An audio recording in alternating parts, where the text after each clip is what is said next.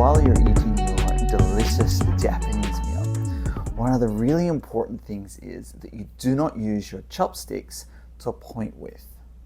So when you're talking, just be very careful that you do not pick up your chopsticks and kind of use them to point at things. In Japan, people do not point with their finger. When they're trying to point something out, they'll usually use their whole hand and move it in a motion like this, like towards this or this. And that's the way that they point at things.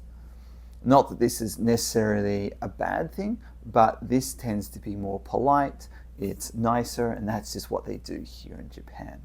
While you are eating, using your chopsticks and enjoying your meal, if you ever do feel like, oh no, am I going to offend someone?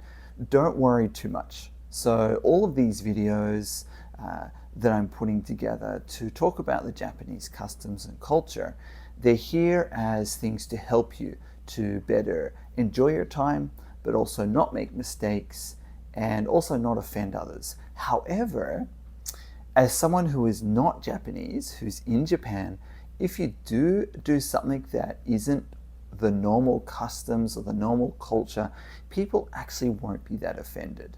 They might be a little bit shocked, or they might feel, oh, that's wrong, or that's weird. That's okay. Japanese people are very kind, they're very courteous, and if you do something that goes very much against the culture that they're raised with, they will generally just let you know, or they'll actually just ignore it. They might think in their minds, oh, Westerners or people that don't understand the Japanese culture. However, they're not going to be like, hey, you're stupid, this is not what we do in Japan. They'll generally just brush it aside as someone who's not Japanese. But don't worry too much about offending someone. Most important thing is, come to Japan, be a little bit more cautious of yourself and what you're doing and others around you. Look at others, and if all else fails, just look at what other people are doing. Look at how other people are using their chopsticks, how other people are eating, and just copy them. That's the way I've done it, and that's how I've learned so much about this amazing culture here in Japan.